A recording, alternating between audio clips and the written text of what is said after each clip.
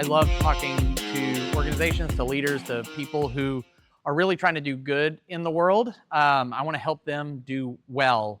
And typically I'm doing that by taking people who are full of purpose and translating that into performance, right? It's one thing to be excited about making a difference, making an impact, your dent in the universe, as some people say. It's another thing to really do something with that is meaningful. I talk a lot to nonprofits, but also to faith-driven entrepreneurs such as yourself, and say, raise your hand if you got into this to make the smallest impact possible. And without fail, I've yet to have one person raise their hand. The day that I do, I'm going to have some real serious questions for that person, or I'll be speechless. So the latter may be more of a notable event.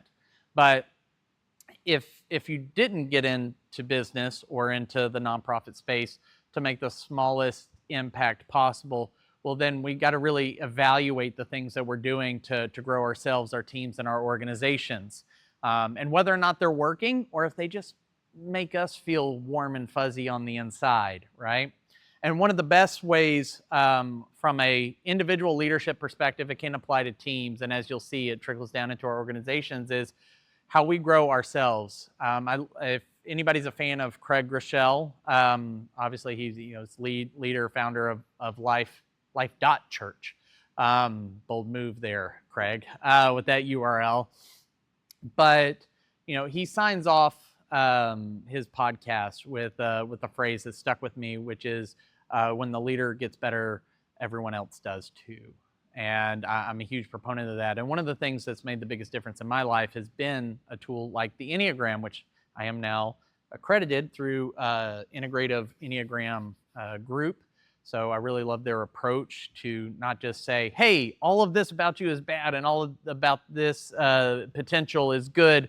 Let's remove the bad and go to the good. It's like there really is an integration of things. As Ken Wilber has famously said, transcend and include.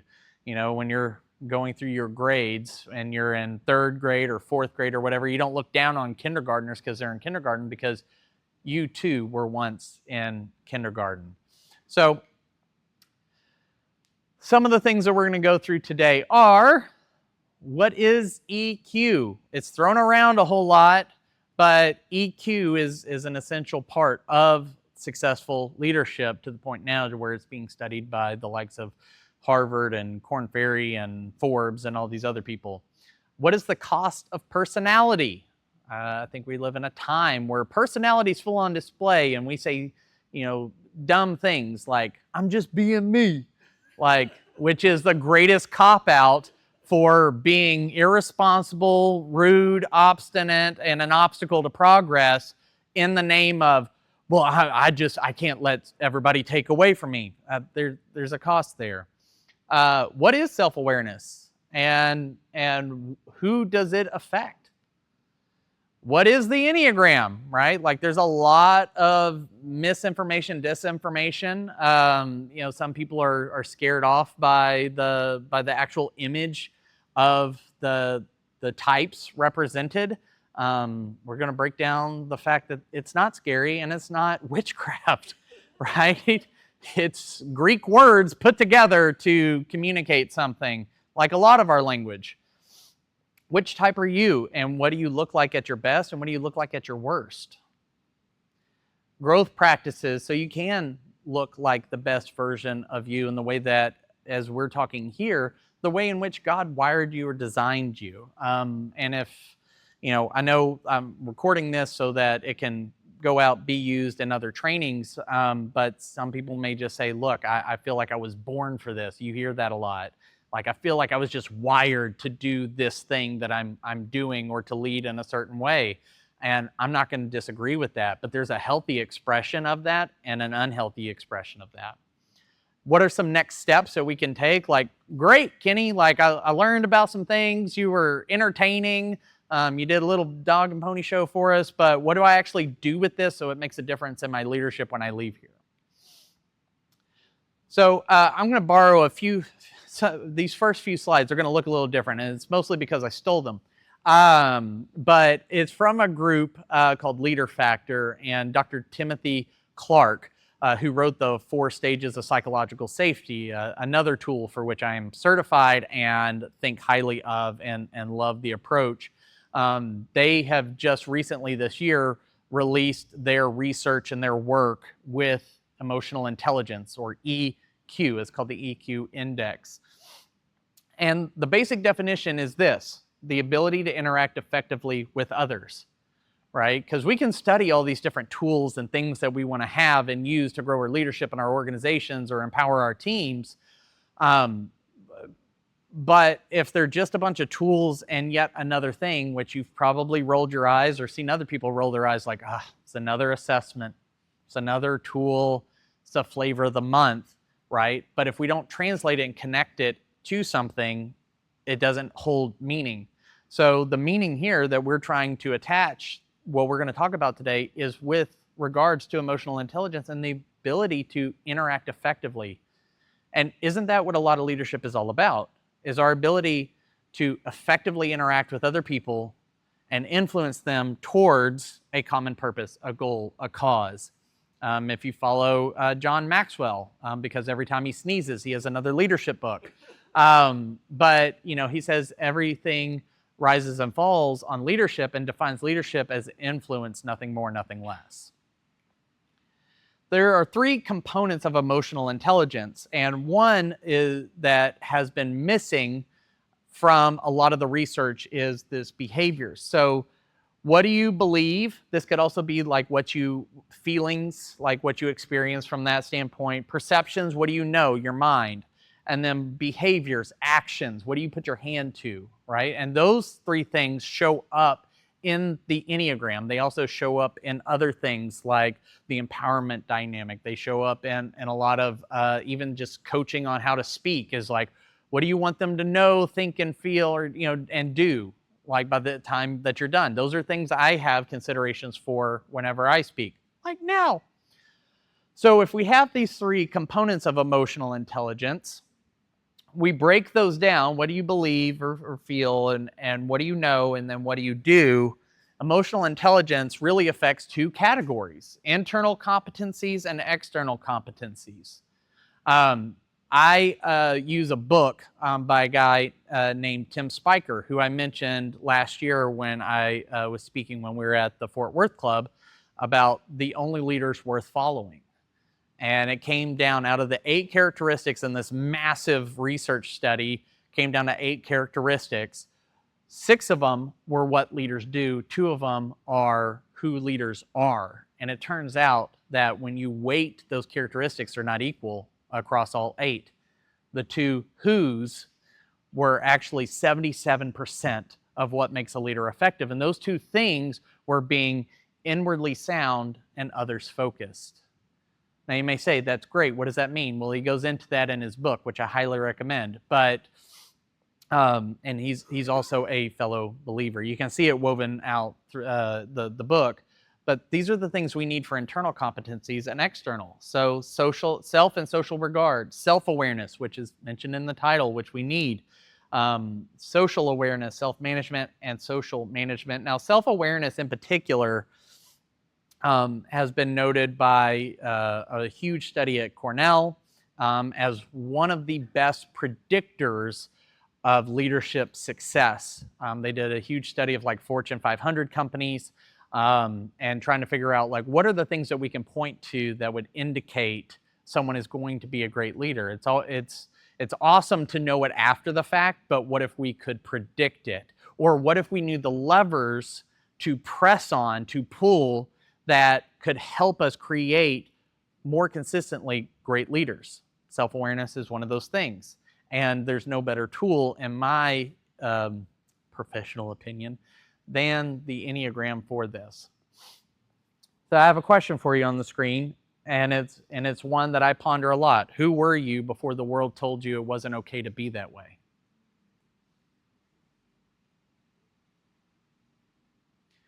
At some point in your life, in your childhood, in your teenage years, and a particular triggering experience, memorable experience, probably not for the right reasons, a series of consistent experiences, whether at home, in a family group, or something like that, communicated to you that, oh, I'm trying to be this way, that's not going to be okay. I'm not, in your mind, subconsciously, you think, I'm not going to survive if I continue this way. I was a marshmallow when I started out. I was a sweet, tender-hearted kid that I would get upset at the smallest things. If I saw somebody in pain, I remember very clearly my mom wanted me to watch Edward Scissorhands. It's a classic movie, great acting, Johnny Depp, all these things. And it's a great story of like transformation, and he's sort of like, oh, he's nurtured, he's got human connection and all these things. I couldn't make it through the movie because I was so upset with how poorly he was treated and all the pain that I saw on his face and what he experienced and the loneliness and the isolation. I could not stomach it. I was a little soft, squishy marshmallow. But along the way, as I got into social circles, I started to learn this may not be the way to go. So how do those early experiences shape us? Now, I'm not trying to dredge up a bunch of like childhood trauma. I do have a bachelor's in psychology, but I am not a licensed professional counselor. You're going to have to seek that outside of here. But what happens is over time I got toastier and toastier, right? When I started to look a little crisp. Now, I know some of you may say, I love a good burnt marshmallow. Well, then I'm your people. But I had things like, I've never met my biological father, so I've dealt with issues of abandonment for a really, really long time. The best example I can give you of this is the scene from Fresh Prince of Bel-Air when Will's dad shows up after so many years.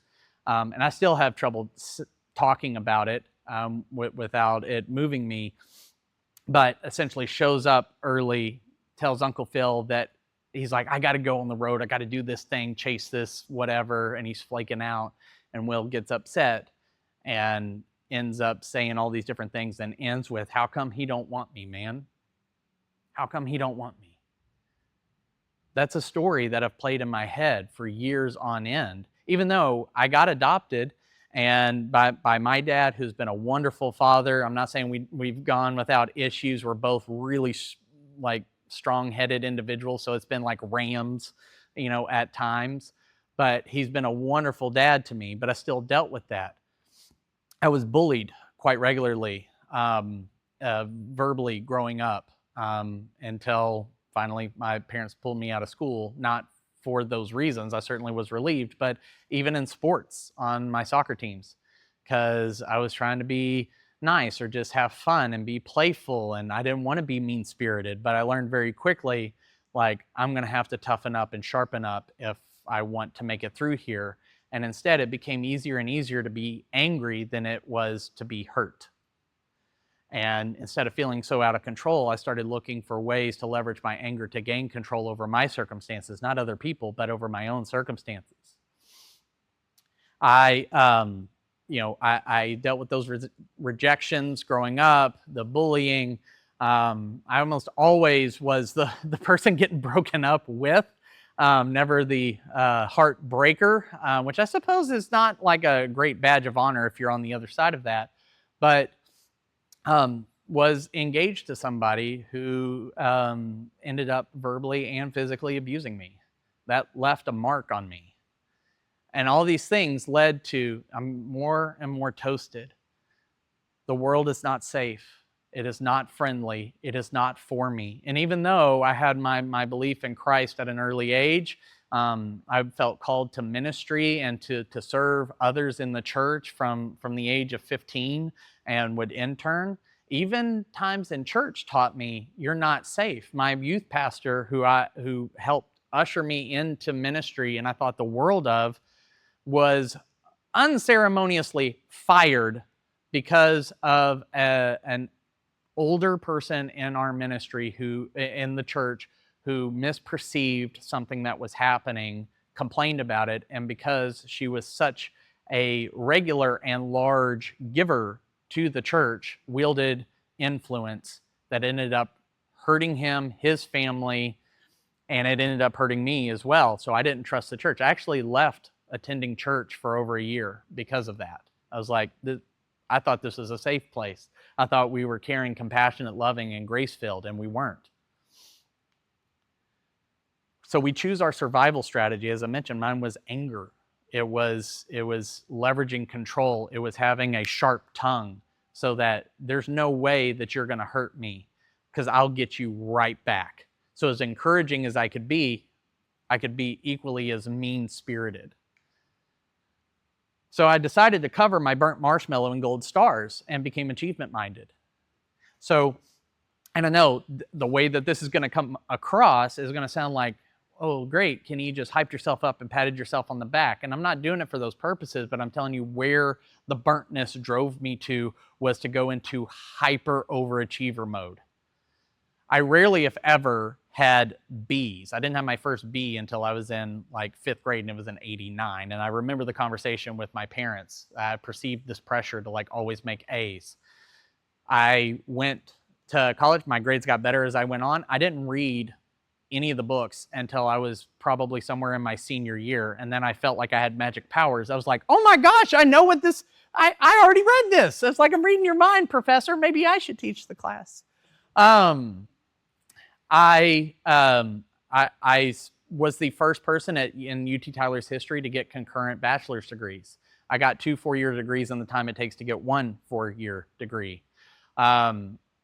We started a family early, so I feel much older than I actually am. I think in my soul I'm about 72. Physically, currently I'm 36. But had kids real early. I started my first company in my late 20s. Which is the typical age is usually someone in their 40s is when they are starting their first business. And I grew it to 6 figures, which most businesses are not reaching 6 figures. Most of them are capping out about $50,000 to $60,000 a year. And I did that in 3 years. I grew it to 5 years. 80% of businesses are probably not making it to 5 years. I know, Paul, you've walked that, so you're beating all the odds. Woohoo! So that's why I ask people like Paul, like, what did you do to make it past this? Beyond praying, I get it. But how do you keep going when all the odds are against you? Not only that, but I sold that business and helped that business nearly double in revenue in the span of 2 years through COVID. So I took them from high 6 figures to low 7 figures in 2 years, using a lot of the things that I now coach and bring into my practice, which is 2 years old, and I've already built a second 6-figure company. And this is before the age of 40. And I looked up the stats on this. Less than 10% of the entrepreneurial population in the US has done this. I'm not saying that I'm the smartest or anything like that. I don't have a billion-dollar unicorn, but God has gifted me in such a way to achieve these things, and they've been good. They're not bad. Nothing I've described is inherently evil. But the motivation behind them has not been one that has allowed me to live in peace. What I actually ended up becoming is a marshmallow wrapped in razor wire. Everybody's at arm's distance. Nobody's really close to me. Now, would they say that I was mean-spirited? No. I would say I was generally nice. I was funny. I was entertaining. But nobody really knew me. There's a great quote. I don't know where to attribute it to, but it said, to the degree that you are known is to the degree that you can be loved. The thing I wanted most was to be loved, but the thing I was least was known. I didn't let anybody in. I only let you know what you needed to, going so far as to let certain things out that seemed like they were deep and really connected, and I was letting you in so that you wouldn't ask any questions. This is not a great way to live, but it's how so many of us, through the course of time, we adopt a personality that helps us feel safe as we're growing up and getting into our professional lives, and at some point it stops working. What do you do then? Well, it's hard to know unless you know where everything is rooted. So what is the Enneagram? It's an archetypal model of 9 types. That sounds like a lot of big words. But if you've ever heard of, like, there are archetypes, like there's different characters and stories, like you have the hero and the villain and the complication, like it's all of those things. It's 9 archetypes used for personal development. And one of the biggest things that I love about it is that, unlike a lot of other assessments, and don't get me wrong, I love other assessments. Like, I'm an assessment junkie. I want to go through them, I want to see them. And I firmly believe in the quote that says, all models are flawed, but some are useful. And in my opinion is that a lot of these help us see the outline, the border, the shading of who God created us to be. They help give us clues, right? They're never a substitute for the Bible or those sort of things, but they can give us clues along the way. It provides a deeper insight into core motivation and fears driving the behavior, needs, and our intentions. So a lot of other tools may say, you're in this box. Like last month, we had a great talk. I just forgot the speaker's name, but it covered a lot of the DISC personality profile, for which I am like an off the charts D. Like, they can't even find my dot on the plot. But yeah, it was like I seem a lot friendlier than that would indicate. Secondary is I. It's good. But which is why we can all be doing similar things, but be motivated very, very differently below the surface. So it shows you the box you're in and how to get out. I've taken all these different assessments. I've taken DISCs and Myers-Briggs, and there's Big Five and Hogan and all these others. And I have nothing bad to say about them, except that once you get your type, your style, your thing, what now? They don't have great answers. At least they didn't for me. So the way we work on self-awareness, think about this in concentric circles. So individuals who are self-aware are more aware of their habits and are, therefore, better able to reflect and change their behaviors. Put a different way, in the business world, what can be measured can be managed and improved. If you can clearly articulate your behaviors and what you're doing, but you can do something about it. If it's just this ethereal nothingness, well, what are you supposed to do about it? You can't do anything about it until you really give it some language. Now when we do that, it translates down here into teams. And teams that are compassionate, authentic with their engagement, it will drive trust, which is sorely missing in so many teams. If you look at like Lencioni's work with the 5 dysfunctions of a team, and trust being the foundational layer, if that's missing, you got nothing else, right? Everything else is sort of like a house of cards. And this applies not just in teams, but groups like us, in families like we have. Those things can be applied. Then finally, we move down into organization or in communities. If you look at the learnings from these two, if we can apply them down here, they'll create an improved collaboration, ability to affect change, which aren't we all trying to affect change, not just do the same things over and over again, even if we're in a for-profit situation. So this is like a huge domino that you can push over to make everything else better. So when the leader gets better, everything else does too. Psychodynamic, I know it's a big word, but it's basically just how are we composed in terms of what all goes into us, right? And we talked about, we have thoughts and beliefs and behaviors and actions.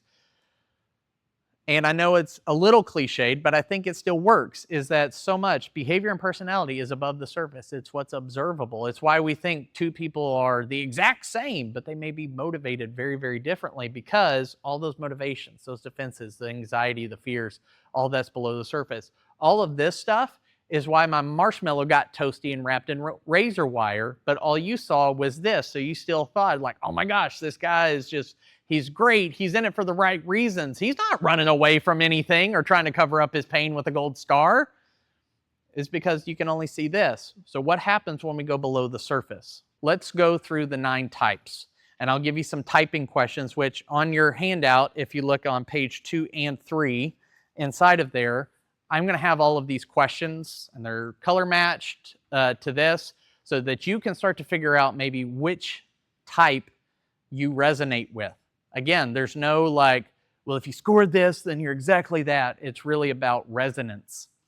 So we're starting with my type 8, the active controller. They're assertive, they're direct, they're decisive. Key motivations: being strong and in control, avoiding weakness and vulnerability, making things happen and making decisions. Their core belief, the thing that echoes in a type 8's head, is I must be strong and I must be in control.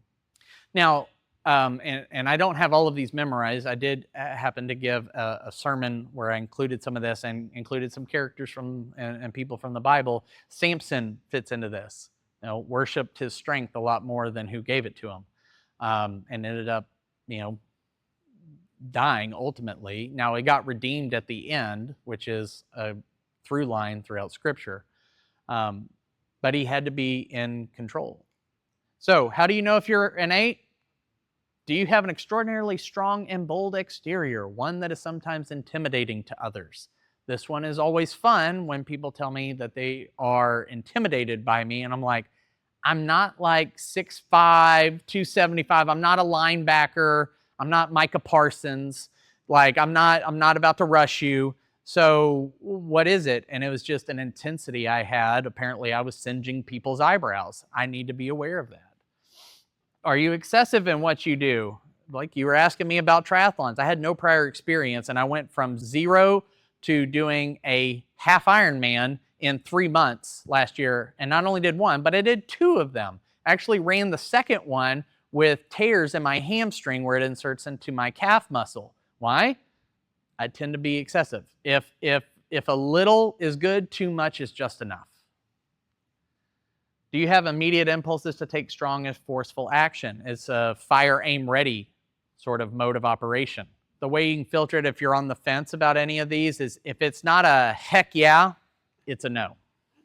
9s, adaptive peacemakers. My wife happens to be a type 9, which once I figured this out, it made so many things better in our relationship. I still get frustrated, but at least I can understand why. They're easygoing, they're non-aggressive, they're really accommodating. Some people theorize that more presidents have been 9s than any other type, mostly because they have this ability to make you feel heard and seen without actually agreeing with you, which can sound manipulative, but they generally are just like, what do you think? Oh, yeah, that is a great idea. Now, I didn't agree and say I was going to do anything, but I made you feel heard. They must create harmony. They must avoid conflict. That's the mantra in their head. I would venture a guess that there are a lot of people in ministry who also happen to be 9s because they value peace and harmony. But these people are trying to keep peace and harmony within themselves. They actually fall into a temptation of believing that their presence doesn't matter. And they're self-forgetting. Do you automatically blend or merge with other people's positive energy, but get distressed when you are around negativity, anger, and conflict? It's not a, hey, you know what, let's sit down and talk about it. It's a total withdrawal from the conflict. I don't even want any part of it. If I just get away from it, it'll resolve itself. Here's the secret. No, it won't. But that's their reaction. Now, an 8's reaction to conflict is like, power up, let's go. Strangely enough, 8's view conflict as a form of intimacy. I don't have the time to break that down. So see me afterwards and I'll attempt to explain the weirdness. Do people find you easy to approach and non-judgmental in almost all circumstances? And then, do you have great difficulty expressing your opinions, particularly if they may be controversial in some way? One of my favorite sayings that brought some clarity is 9s can see everyone else's point of view easier than they can see their own. For example, in my wife's case, just where do you want to go eat, or what do you want to do with the kids, or something like that. If she would say, I don't know. I was like, well, you can just be honest. I don't know. She genuinely did not know her own perspective on the situation. She was asleep to it. And that's part of her work to do, such as mine is to not be belligerent towards her when she answers me that way. The strict perfectionist. Now, these people make phenomenal engineers. You want a 1 working on your building. I know you're building a new space, so you might want to do a typing thing with like, hey, can we just make sure a few of you are 1s? Yeah. Conscientious, perfectionist, critical, controlled. Their core belief is I must be perfect in order to have value. I must not make mistakes. Their worth is tied to their performance and their perfectionism, which is a really torturous existence. Now, they can be very, very principled. These people are full of integrity, and they believe like this is the right thing to do, so we're going to go do this. And it's also maybe the most perfect way to do something. I worked with somebody in ministry who was like that. He was brilliant. He also happened to be an engineer. Brilliant, gifted, loved the Lord, loved people. But because he came across this way, it was difficult for people to follow him because they felt like nothing was ever good enough, something for which I've been accused of as well, but it was a struggle for him. He does have one of my favorite quotes of all time because he tried to introduce policy, procedure, steps, processes, and he said, for whatever reason, inside of a church, and I think it can go for nonprofits as well, is when you hand someone a process, they act like you just handed them a handbook on how to go to hell. And that stuck with me because I keep running into it over and over again. So you might, I felt like I was about to turn it into Jeff Foxworthy. You might be a redneck if. You might be a one if you have an inner voice akin to a tape recorder in your head that continuously criticizes you. And this would be like 90% more of the time. We all have a little bit of an internal critic, but the ones have a very distinctive one. So much so that a lot of them have named it so they can separate it from their own thoughts. Like, no, that's the internal critic. That's my roommate upstairs, as a friend of mine who's a one called it. Some people have actually given it names, like, though, that's Aunt Linda just running her mouth again, being critical. You know, and we as believers need to understand that anything that isn't loving is not from God. Therefore, it can be a thought that we sort, categorize, and we can dismiss as, well, that's not something I'm taking on as part of my identity. Do you have a constant need for self-improvement while knowing no one will ever be perfect, not even you? It's a striving. You know that engine, that thing that won't leave you alone? That you're, okay, this wasn't, you may have done it the best anyone's ever done it, but it's not good enough because it didn't achieve your standard and image of perfection. You have a very hard time relaxing, having fun, and getting away from your responsibilities, even when you're on vacation. Or do you make vacations not fun because you've planned every second of the vacation as well, right? And people come back saying, I need a vacation from this vacation, and you're not invited. Twos, love twos. A great friend and mentor of mine is an Enneagram 2, the Considerate helper. There's a great teacher. She's here in the Dallas area, like one of the foremost experts on the Enneagram, part of Life in the Trinity ministry. She's called the Enneagram Godmother, which is phenomenal. That she's a 2, but she talks about how being raised in Christian community here in the South, a lot of women are sort of shoehorned and taught to be 2s. Which is really interesting, so that when they break out from that personality style, it actually can create quite a lot of conflict. Same thing, like 8 women have a really hard time in our society. They get called all sorts of names because they're very strong, very confident. Things that if a man were that way, we'd say, oh yeah, that's great leadership, but they get called a certain word when they come across that way. Right? So some of these things start playing into the social contracts that we have in our society, particularly here in the West and in the US. And I'm sure that there's some things even across the pond that you could speak to as well. You might be a 2 if, I'm going to stick with that. That just brings me back to a happy moment in my childhood, is listening to Jeff Foxworthy. Do you intuitively know what someone else needs? And let me add this, before they do, or better than they do. Like 2s are freaky in their superpower here. And each number has their own superpower, but they have a hard time articulating your own needs.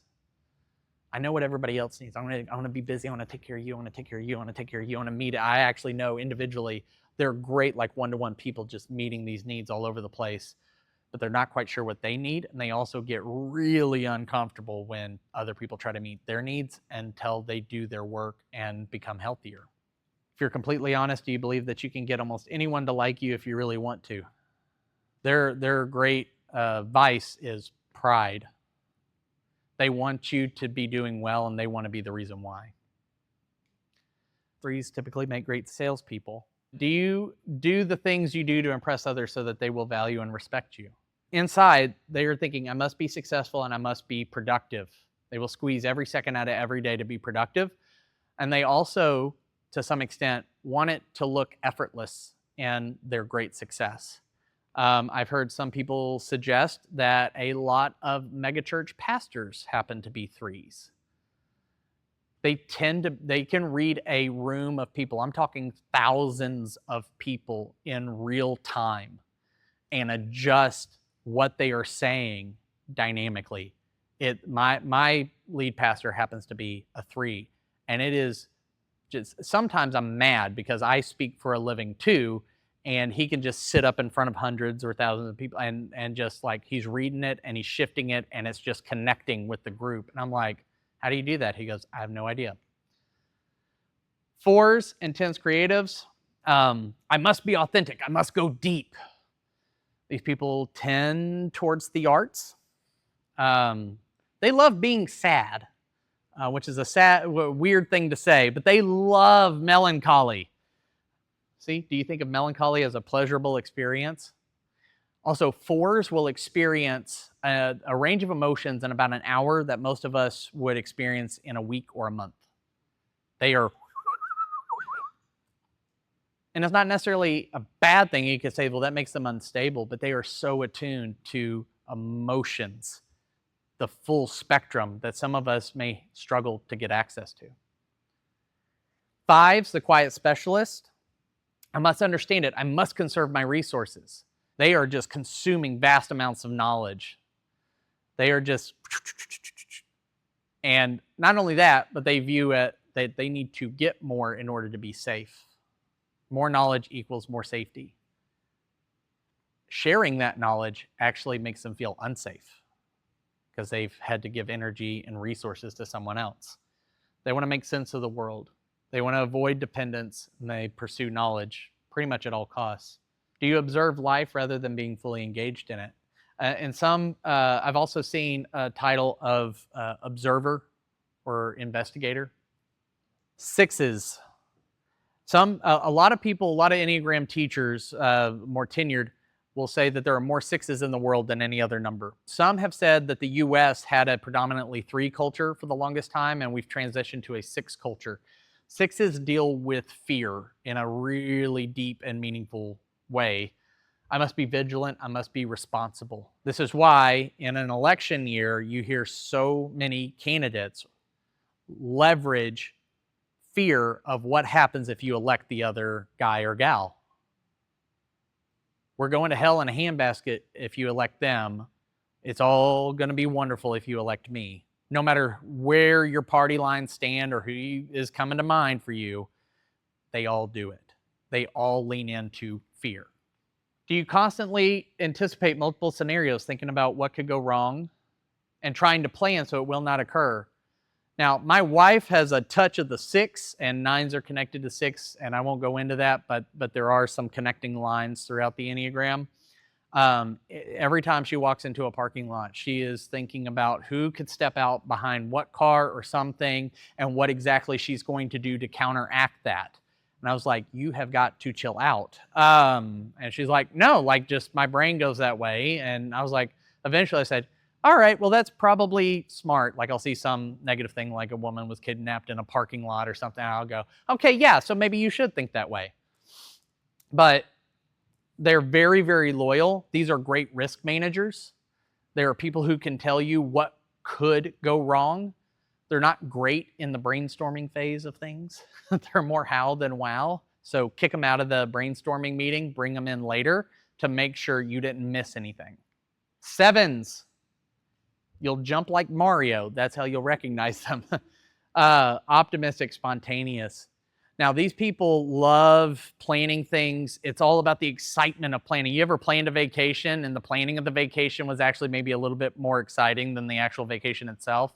That's how these people feel about everything. So as soon as they're done planning, when it's time for the thing to happen, they move on.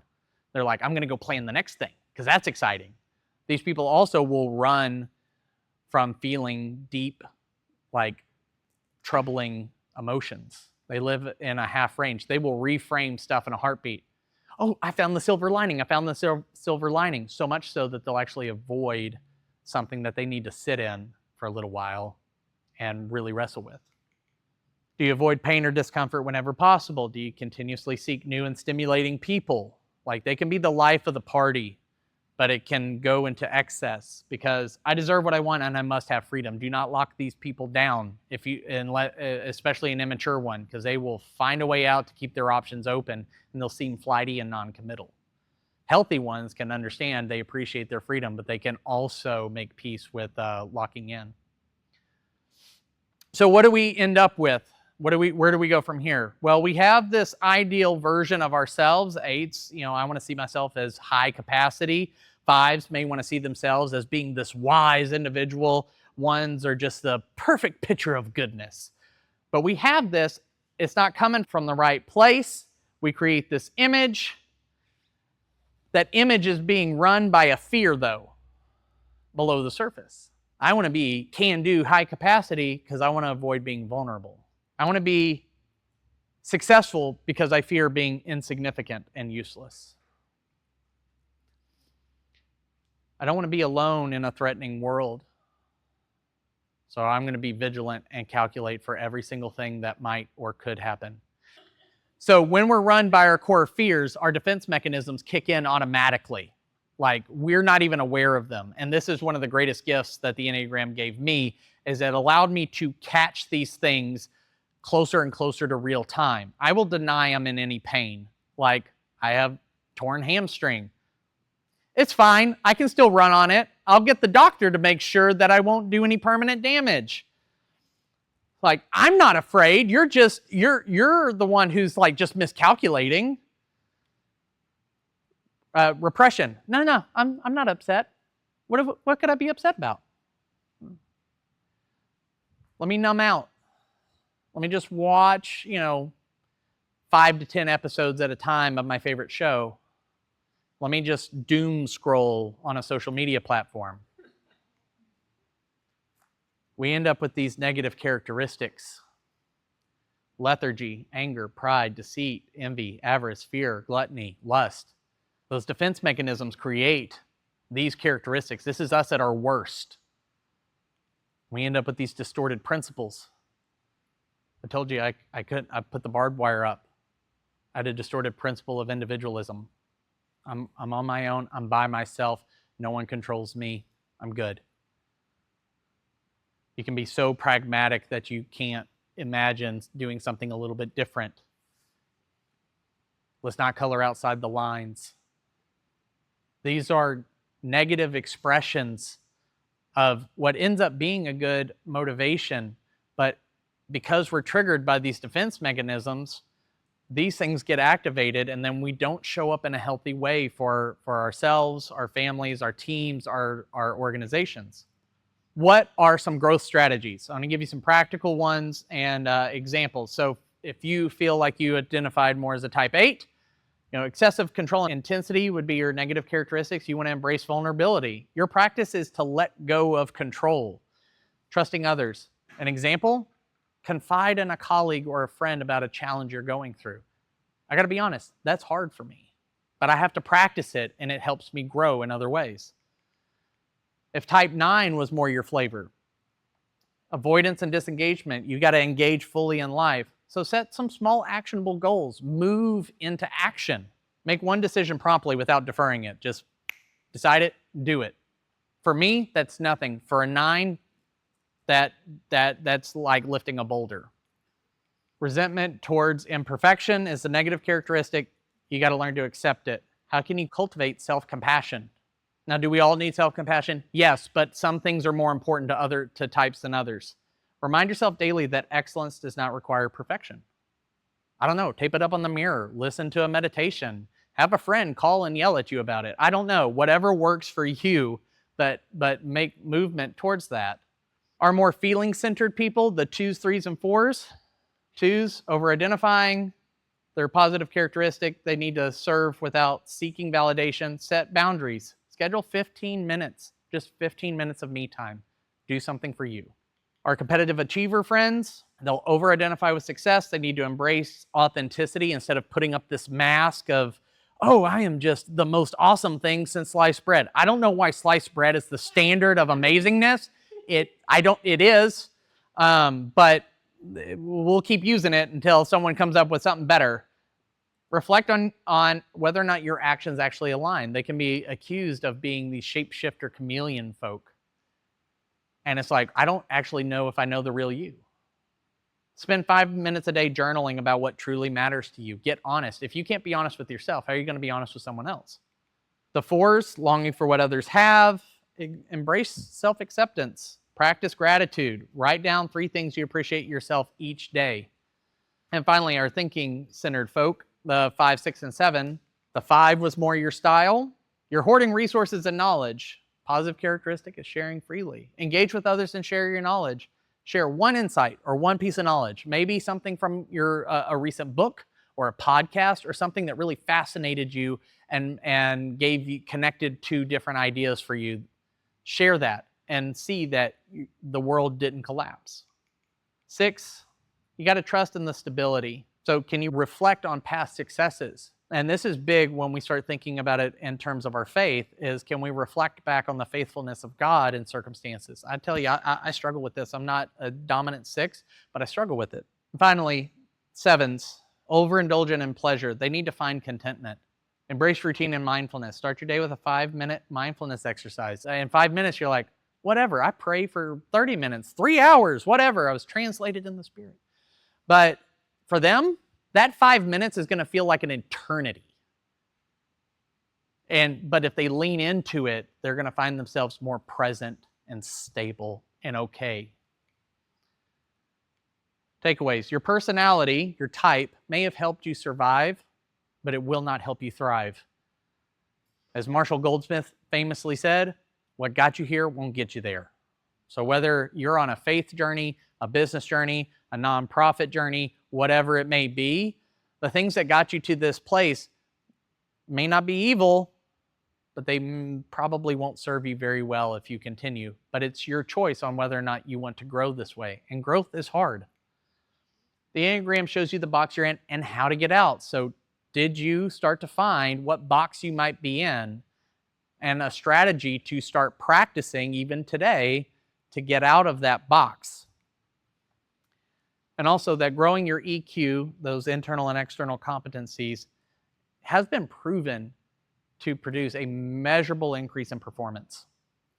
And this is across multiple studies. You can go look those up. 3-step process. Identify your type. There's the questionnaire on there that's simple. I have a more full one that I'll give you a QR code. It's at the bottom of the page 1 as well. That one is a business one. If you want a personal one, I have one. It's a little smaller. It's a basic report. There's also one for couples. And sweet Jesus, I wish I had done that about 12 years ago. My wife and I, in May, just passed 15 years of marriage. And when we took the couples one last fall, I was like, this just perfectly articulates all of the huge arguments and potholes and everything else. Now, would we still have stumbled through some of them? Yeah, but we would have gotten through it a lot faster.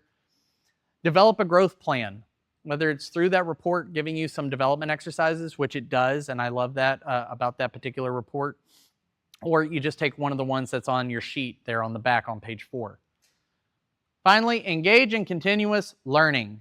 I am starting a community, and there are many, but I'm starting one for people who want to engage in tools and training like this, organizational development, team development, other things that would complement what I've shared here today. So if that's something that you're interested in, please let me know. But it is going to be a hybrid of nonprofit and for-profit leaders, basically those who share more of a missional attitude and heart, regardless of your tax status, because that's all that separates us.